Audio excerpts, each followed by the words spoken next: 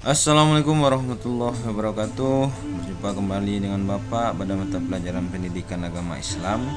Semoga Anda semua berada dalam keadaan sehat walafiat hendaknya. Amin amin ya rabbal alamin. Kemudian jangan lupa kita berselawat pada Nabi Muhammad SAW dengan mengucapkan Allahumma sholli ala sayyidina Muhammad wa ala ali sayyidina Muhammad. Pada kesempatan kali ini kita akan membahas materi tentang santun dan damai dalam berdakwah. Adapun materi ini untuk kelas 11 SMA atau SMK KD 3.8. Oke Anda, sebelum lanjut jangan lupa untuk klik subscribe, like, comment, dan share. Kemudian kita masuk saja ke materi. Dalam berdakwah ini ada 3 yang akan kita bahas. Yang pertama adalah khutbah. Secara bahasa berasal dari bahasa Arab, bentukan dari kata mukhatabah yang berarti pembicaraan, atau berasal dari kata al-khatabu yang berarti perkara besar yang diperbincangkan. Secara istilah menyampaikan pesan dengan takwa sesuai perintah Allah Subhanahu wa taala dengan syarat dan rukun tertentu. Khutbah terdiri dari 2 bagian. Ada khutbah yang dilakukan sebelum atau sesudah sholat, dan khutbah yang tidak berkaitan dengan sholat. Adapun syarat menjadi khatib.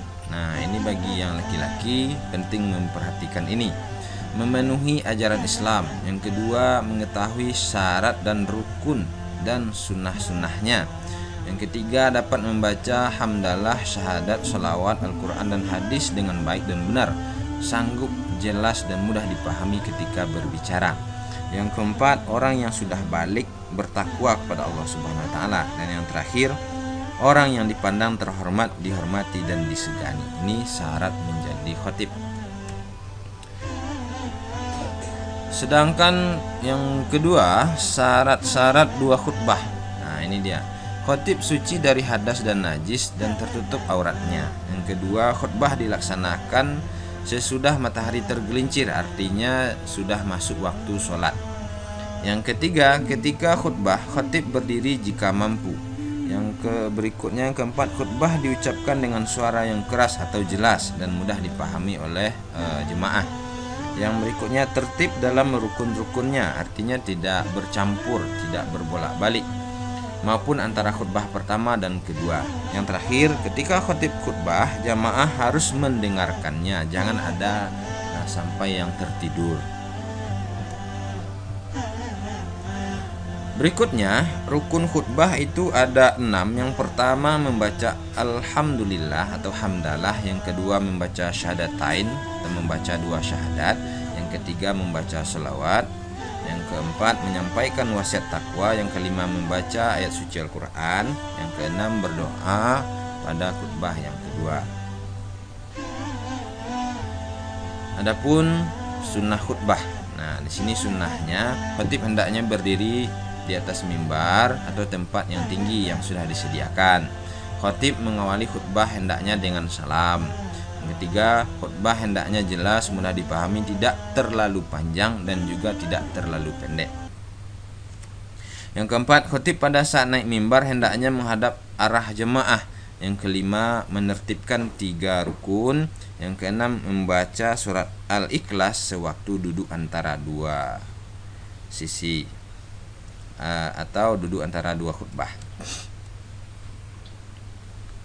Sementara itu, adab sholat Jumat. Nah, ini dia. Hendaklah berangkat ke masjid lebih awal. Sebelum masuk waktu, kita sudah berada di masjid.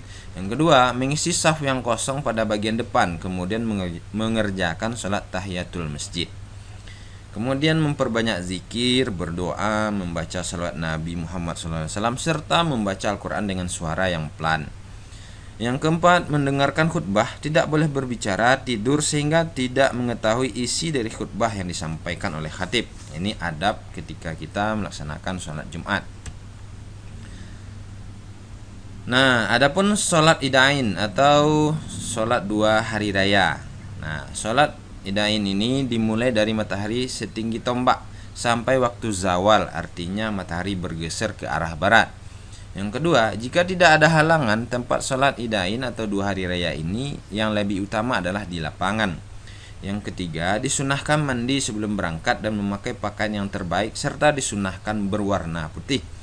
Yang keempat, disunahkan untuk makan terlebih dahulu sebelum sholat Idul Fitri dan tidak makan atau menahan sebelum sholat Idul Adha. Yang kelima, memperbanyak bacaan takbir saat menuju tempat sholat.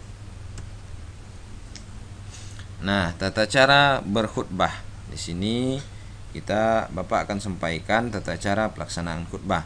Sebelum sholat Jumat dilaksanakan, terlebih dahulu diadakan khutbah, yaitu disebut dengan khutbah Jumat. Yang berkhutbah dinamakan khatib.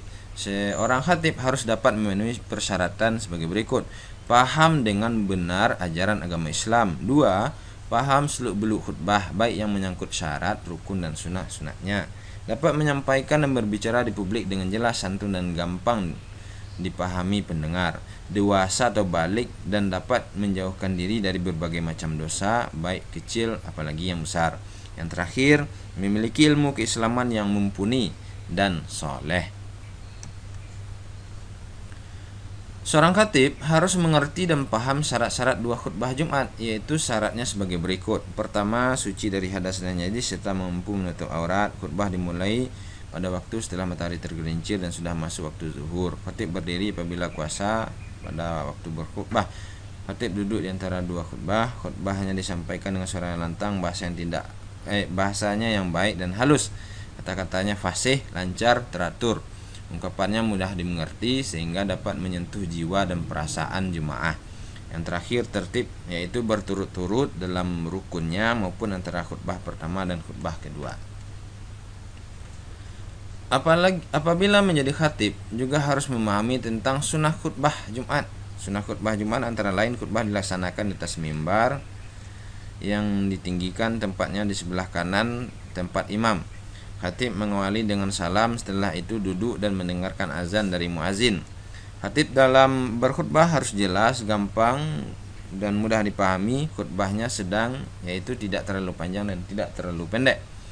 Khatib menghadap ke jemaah dan tidak berputar-putar, menertibkan 3 rukun, yaitu puji-pujian, salawat dan nasihat takwa. Nah, pembahasan yang kedua, yang pertama adalah khutbah, yang kedua adalah tablik.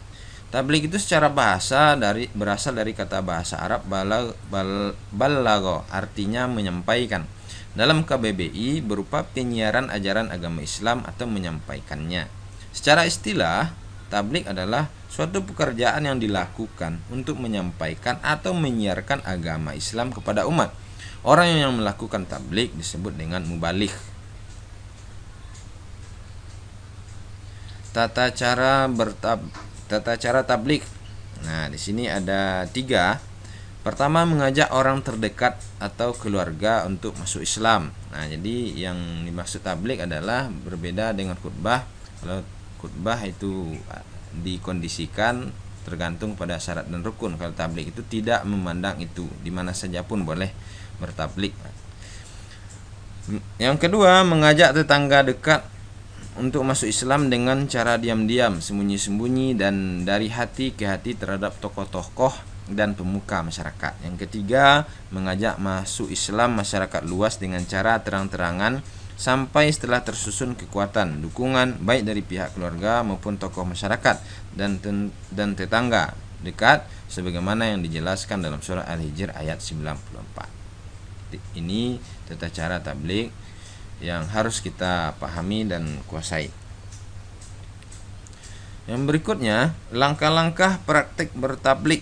Nah, pertama ada persiapan, yang kedua ada pelaksanaan, yang ketiga ada tahap konsolidasi. Kalau persiapan, kita menyiapkan materi sesuai dengan kebutuhan jemaah atau audiens. Yang kalau pelaksanaan, sampaikan materi dengan jelas, singkat dan padat serta gunakan bahasa yang mudah dipahami. Yang terakhir, tahapan konsolidasi adalah setelah penyampaian materi, kita memberikan pesan atau kesimpulan dari materi yang telah disampaikan. Nah, yang ketiga, pembahasan kita adalah tentang dakwah. Secara bahasa berasal dari bahasa Arab da'a, artinya memanggil, menyeru dan mengajak. Secara istilah, mengajak orang lain untuk meyakini kebenaran ajaran agama Islam dan menjalankan syariatnya. Inilah yang dimaksud dengan dakwah. Adapun tujuan dakwah Islamiyah, pertama, bertujuan untuk beriman kepada Allah Subhanahu wa taala dalam artian bertauhid. Yang kedua, menyembah hanya kepada Allah Subhanahu wa taala dengan sebenar-benarnya dalam artian ikhlas. Yang ketiga, tidak menyekutukan Allah dalam artian kita tidak boleh syirik. Yang keempat, mengerjakan amal soleh sesuai dengan yang diperintahkan oleh Allah Subhanahu wa taala. Yang terakhir, berakhlak mulia dengan akhlakul karimah seperti Rasulullah SAW. Adapun sasaran dakwah, mengubah dan meluruskan perilaku yang menyimpang dari aturan Allah Subhanahu wa taala, kembali ke jalannya sehingga derajat, harkat dan martabat manusia terangkat kembali. Ini antara tujuan dan sasaran dakwah kita yang harus kita pahami.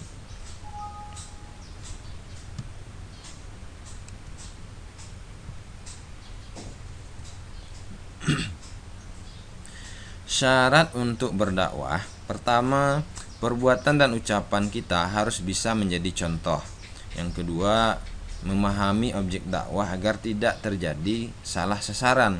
Yang ketiga, berani menyampaikan kebenaran dan berani mengambil risiko dari dakwah yang sudah kita sampaikan atau yang kita lakukan.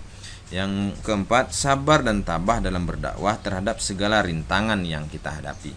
Yang terakhir, menyadari bahwa segala tugasnya hanyalah menyampaikan. Soal hasil diserahkan sepenuhnya kepada Allah Subhanahu wa taala.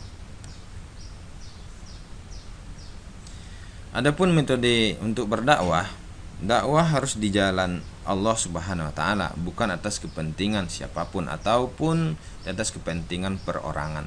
Dakwah harus dengan hikmah atau kebijaksanaan dan situasi serta kondisi.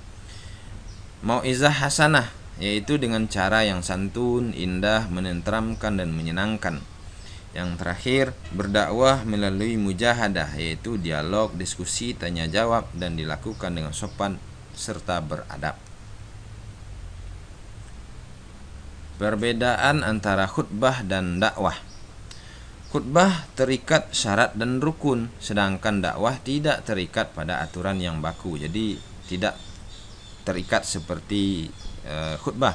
Yang kedua, khutbah tempatnya di masjid atau tempat lain yang memungkinkan dilaksanakan salat Jumat atau di lapangan seperti salat 2 hari raya.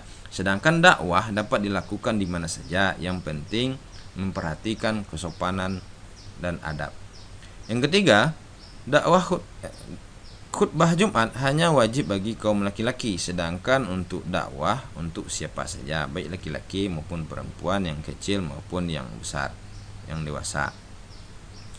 Media khutbah terbatas pada mimbar dan sound system, sedangkan dakwah dapat menggunakan apa saja seperti media cetak, media elektronik, media digital dan lain-lain yang bisa mendukung untuk melakukan dakwah.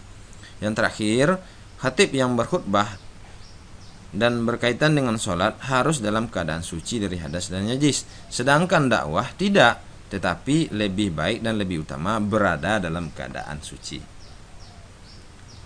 Nah, itulah beberapa materi yang Bapak sampaikan tentang dakwah, mulai dari khutbah, tablik dan dakwah. Mudah-mudahan bisa dipahami dan dimengerti. Terima kasih atas segala perhatian dan mohon maaf atas segala kekurangan.